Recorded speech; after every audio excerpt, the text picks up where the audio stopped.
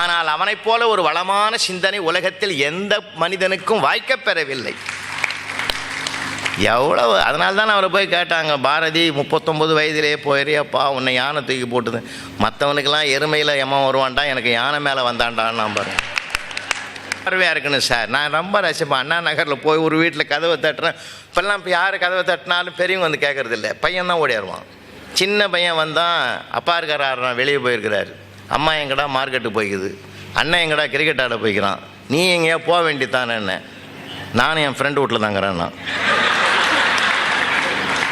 இப்போ நான் தான் வீடு மாதிரி வந்துக்கிறேன் இல்லை சார். ரசிப்பதற்கு கொட்டி கிடக்குது சார், கொட்டி கிடக்குது எல்லாமே.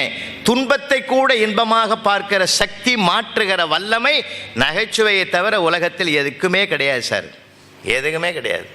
ரொம்ப மகிழ்ச்சியாக எப்பயுமே மனசு மகிழ்ச்சியாக இருக்கட்டும், எந்த நோயும் வராது. பாருங்கள், ஆண்கள் இப்போ தலைப்புக்கு வந்துடும். நான் நிறைய நேரம் தான் நானே இப்போ நான் சமீப காலத்தில் ஆள் இல்லாமலே பேசிக்கிட்டு இருக்கேன்.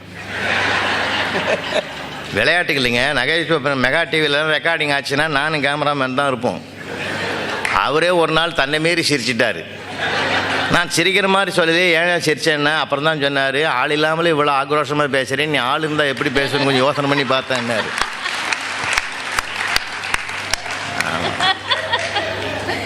வீட்டில் பேசினாலும் தப்பாகுது. பையன் கேட்குறான் எங்கள் வீட்டுக்காரைய, என்னம்மா காலையிலேருந்து அப்பாவுக்கு மீட்டிங் இல்லையாண்ணா, ஏன்டா காலையிலேருந்து இங்கே பேசிக்கிறாருன்றான். நம்மளை வெளியே அனுப்புறதுக்குன்னே ஒரு கூட்டம் தயாராகுதாங்க இல்லையா. ரொம்ப அருமையான தலைப்பு. விட்டு கொடுப்பதிலும் அனுசரித்து போவதிலும் சிறந்தவர்கள் ஆண்களா பெண்களா? இந்த தலைப்பை 2-3 வருஷத்தில் ஒரு ஐயா சேகரன் அவர்கள் பார்த்தாங்க. எங்கே நல்லதை அவர் பார்த்து ரசிக்கிறாரோ அதை கொண்டு வந்து நம்ம நகைச்சுவை மன்றத்தில் கொண்டு வரணும்னு ஆர்வத்தோடு செயல்படுகிற அவருடைய ஆயுள் 100 ஆண்டுகளையும் தாண்டி இருக்கணும்னு நாங்கள் வாழ்த்துறோம். ரொம்ப அருமையான ஒரு செயல்பாட்டுக்குரியவர்.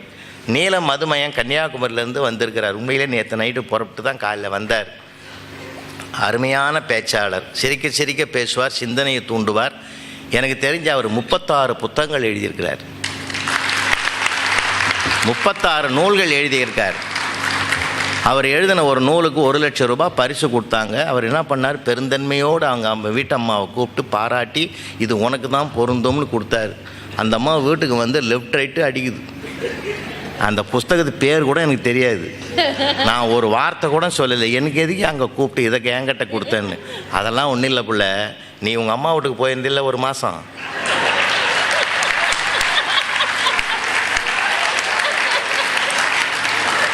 அப்போ எழுதுந்தது. அதனால் அவ்வளோ பெருமை உனக்கு தான்.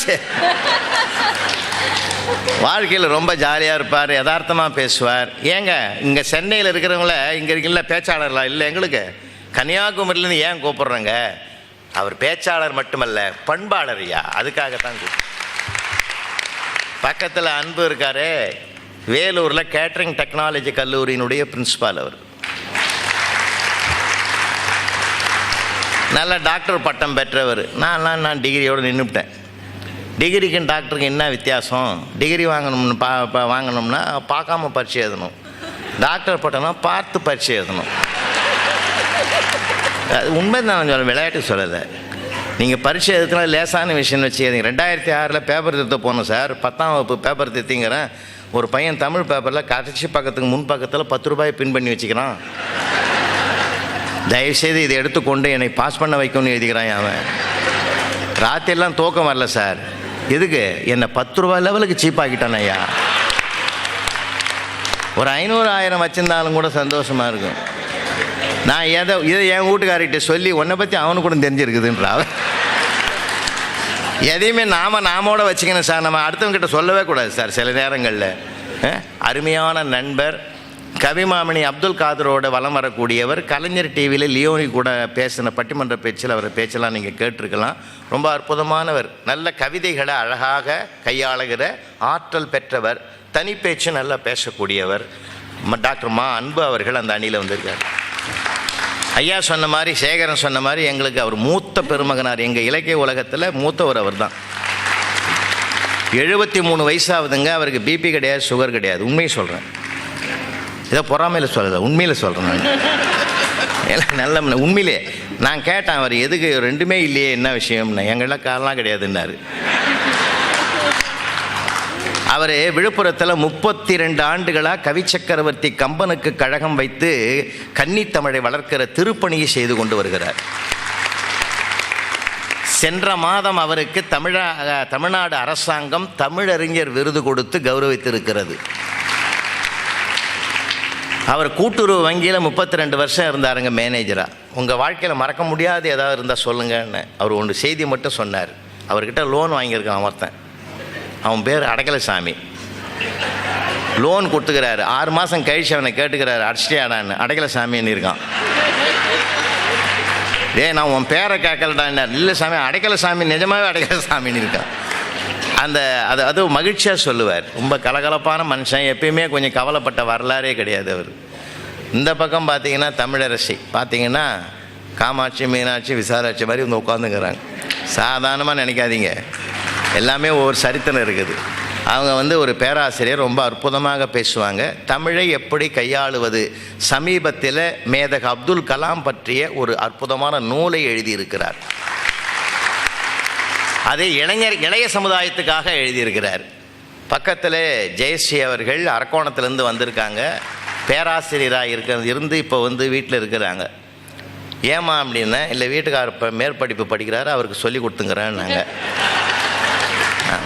ரொம்ப அருமையான பிள்ளைங்க, இப்போ தங்கமான பிள்ளைங்க, எல்லாமே அந்த இந்திய தேசத்தினுடைய கல்ச்சரை பின்பற்றக்கூடிய பிள்ளைகள்.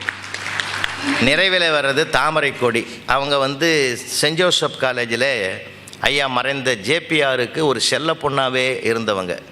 ரொம்ப அருமையான, ஏன்னா தமிழ் மீது பற்று. அது படித்தது கணிப்பொறி, ஆனால் அது நேசிப்பது கன்னித்தமிழ். அது பெரிய விஷயம் இல்லையா? இப்போ தமிழ்நாடு முழுவதும் அற்புதமாக எல்லா மேடைகளிலும் பேசி வர்றாங்க. இந்த ஆண்டு சென்ற ஆண்டு ஆகஸ்ட் மாதம் சென்னை கம்பன் கழகத்தில் தமிழறிஞர் சாலமன் பாப்பையா அவர்கள் பெயரிலே வழங்கப்படுகிற விருதினை பெற்ற பெரிய பேச்சாளர். இந்த 6 பேரும் அருமையான அற்புதமானவர்கள். ஐயா மருத்துவர் ஐயா வந்திருக்காங்க, ரொம்ப வணக்கம். எனக்கு ஒரு செய்தி உங்களுக்கு சொல்லணும். நம்ம முகமது கனி அவர்கள் இங்கே வந்திருக்காங்க. கொஞ்சம் ஒரு நிமிஷம் ஏந்துங்களா ஐயா? ஏன்னா நம்ம சேகரன் சார் சொல்லி தான் நான் அவரை சந்தித்தேன். அவங்க பவன் ஸ்கூல் வச்சு நடத்துகிறாங்க. பவன் ஸ்கூலுக்கு நான் 10 நாளைக்கு முந்தி போயிருந்தேங்க. நான் அடைந்த ஆச்சரியமான ஒரு விஷயத்தை சொல்கிறேன். இஸ்ரேலிருந்து ஒரு குடும்பம் வந்திருந்தார்கள். அதில் அந்த பையன் 390 மொழி தெரியும் சார். அந்த பையனுக்கு 11 வயசு. ரொம்ப ஆச்சரியப்பட்டேன், ரொம்ப ரொம்ப ரொம்ப ஆச்சரியப்பட்டேன். அவன் கேட்குற கேள்விகள்லாம் சொல்லிக்கிட்டு இருக்கிறான் பதில். ஆனால் நாங்கள் ஆச்சரியமாக பார்த்தோம், ஏன்னா அந்த மொழி எனக்கு தெரியாது. அவன் எது சொன்னாலும் சரிதான். ஆச்சரியமாக இருந்தது. அவ்வளவு அழகாக இருந்தால் அந்த பிள்ளையும் பார்க்குறது லட்சணமாக அழகாக இருந்தோம்னா அந்த மாதிரி ஒரு ஆச்சரியத்தை எங்களுக்கு காட்டினார் கனி அவர்கள். ரொம்ப அருமையான சபை, அரங்கம் முழுதும் நிறைந்திருந்தது. இந்த 6 பேருக்கும் நான் ஒரு பணிவான வேண்டுகோள், இவ்வளோ அருமையான அரங்கத்தில் தீர்ப்பு சொல்கிறதுக்கு இதே மக்களை என்கிட்ட ஒப்படைக்கணும்.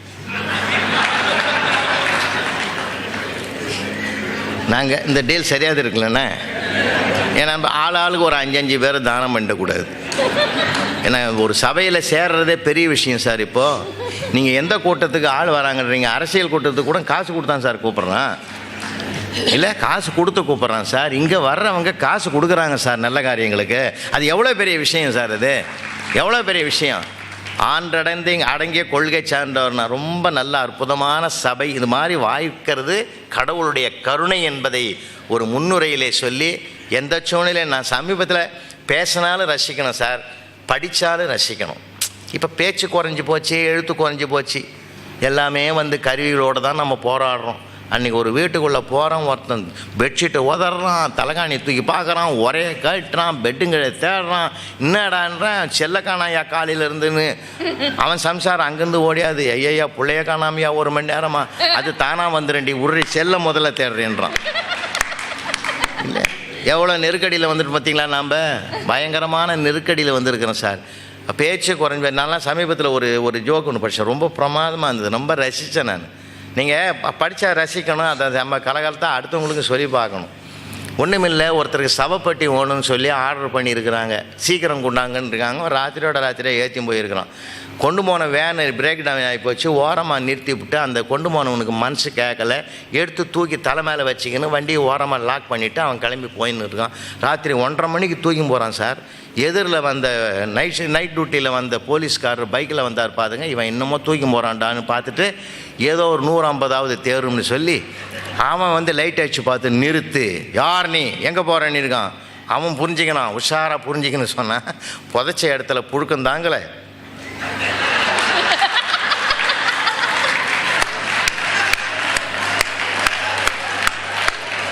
அதனால் பெட்டியோட வேற இடத்துக்கு போகிறேன் நான்.